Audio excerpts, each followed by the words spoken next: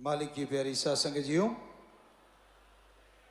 और बेपरवाह जी सच्चे दादा रहबर का MS जी भंडारा 1 जनवरी से शुरू हुआ है और ये तो चलता ही रहना है,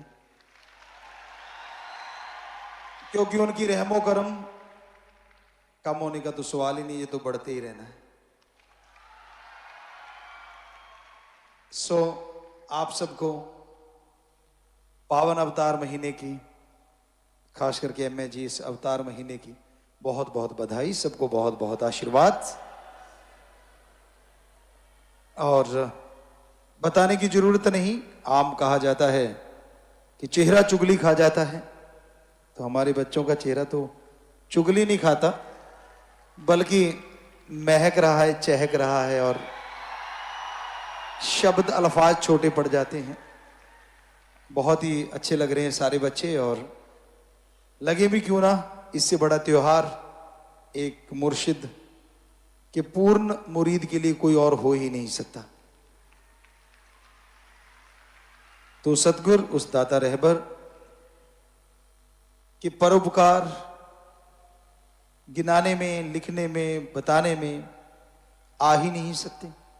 पर इसका मतलब ये नहीं होता कि हम गाएं ना या लिखें ना।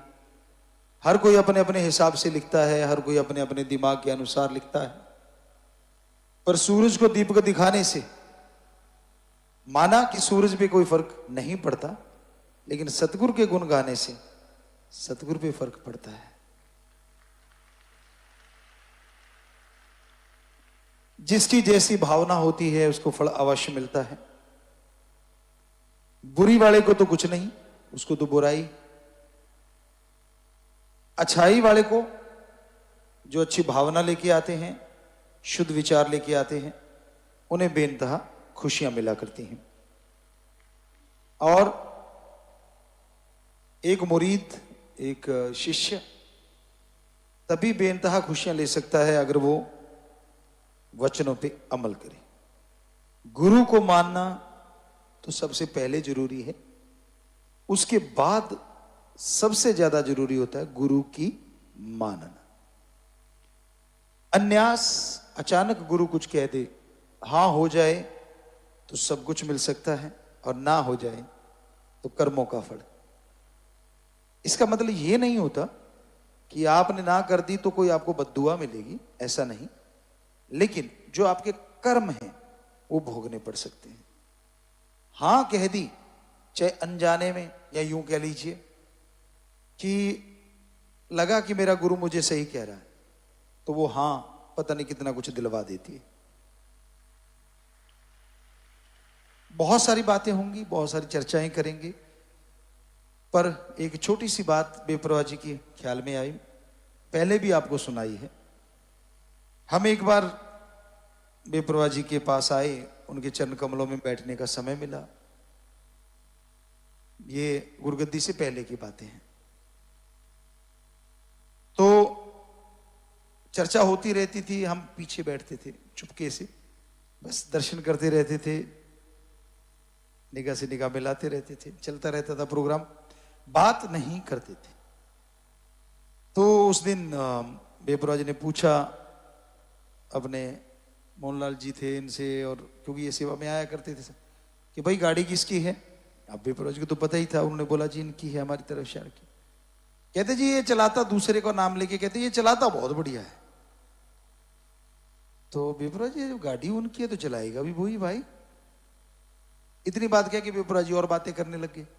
बाहर निकलते उन्होंने कहा कैसे है। कारण ये था कि वो चलाता था 60 पे 40 पे, और हमारा शुरू से बेपरवाह जी ने जैसा था कि अगर गियर लगे तो इनका काम भी तो लेना है। ये थोड़ी है कि पहला है तो चौथा लगाना ही नहीं। तो हम थोड़ा तेज चलाते थे, तो वो कहता जी अब तो मोहर ही लग गई, अब तो मेरे तो पंजाबी जी कहते कुत्ते फेल हो गए। वो साइकिल चलाते चलाते ना, जो पुराने हैं वो जानते हैं, आज के बच्चों ने कभी देखा हो शायद जिनके, क्योंकि हमारे तो साइकिल भी था, साइकिल चलाया करते थे बहुत शौक से। वो चलाते चलाते चलाते चलाते वो ना काम ही छोड़ जाता था, ऐसे ही घूमता रहता था, साइकिल आगे नहीं बढ़ते। उन्होंने कहते कुत्ते फेल हो गए। तो कहता जी मेरे तो कुत्ते फेल हो गए, मतलब कि आपको चलाना पड़ेगा। हमने कहा वो जो करता है सही होता है। तो वहां से हम निकले, मस्ताना जी धाम से। यहाँ अब शास्त्रनाम जी नगर वो बना हुआ है, और उसके पास तब तो दुकानें या कुछ थोड़ा बहुत वैसे लगा लिया करते थे। तो वहां से जब निकले तो नेचुरली हमारा बैठते ही तेज करते थे गाड़ी। तेज करी तो सामने से एक ट्रैक्टर आ रहा था, यानी हम लेफ्ट से जा रहे थे तो शहर की तरफ से राइट से आ रहा था। तो उसने माँ के बेटे ने जर्दा लगाना होगा, और जर्दा लगा के ऐसे ऐसे करके ताड़ी मारनी थी, स्टीयरिंग छोड़ दिया और टायर आगे खड्डा था, गड्ढे में जाके लगा। और टायर लगते ही फोर्ड ट्रैक्टर था, वो फुल स्पीड में था और एकदम हमारी तरफ आया।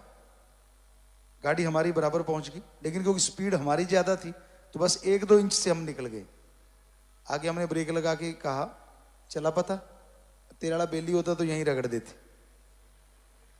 तो हमने कहा ये सतगुरु के वचनों का कमाल है। उन्होंने कहा था जिसकी गाड़ी वही चलाए, तो ये ठप्पा नहीं लगा, आज ये जिंदगी बचाई है सतगुरु ने। साधारण वचन सोचो कि ये तो साधारण है, संतों का कोई साधारण वचन नहीं होता। हर वचन में राज छुपा होता है। समझने वाला उल्टा ले गया तो गड़बड़, ना मानी तो संतों की तरफ से कोई गड़बड़ नहीं, पर अपने कर्मों का फल भोगना पड़ता है।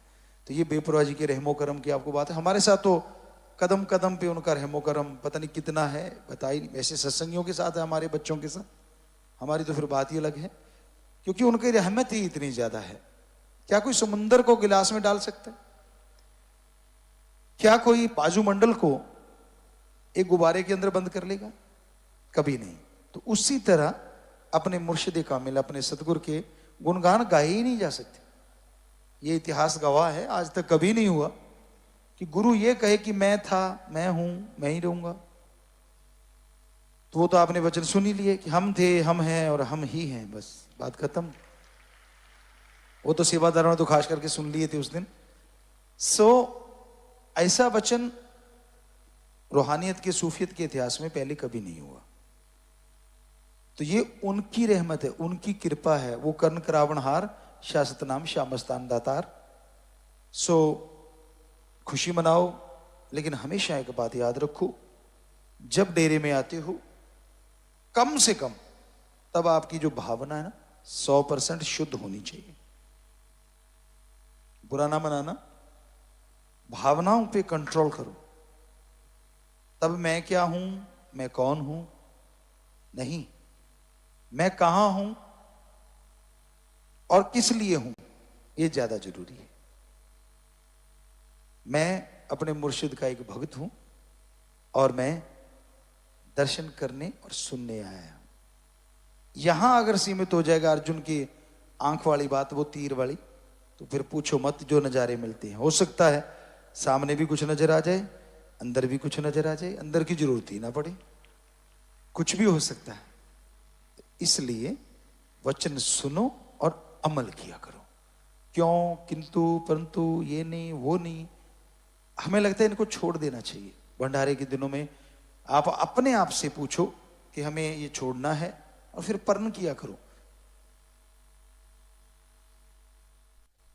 एमएजी अवतार मां के उपलक्ष्य में साथ संगत निमन पर्ण करना चाहती है। दूसरों की बुराई देखने की बजाय अपनी बुराई देख के खुद दूर करेंगे, सुमन करके। ठीक है, हाथ खड़ा कर लें और नारा लगाएं, मालिक इसमें आपकी मदद करे और आशीर्वाद, नई नई खुशियां दे, दया में रहमत के समुद्र भेजे। आशीर्वाद बेटा, मालिक खुशियों से नवाजे।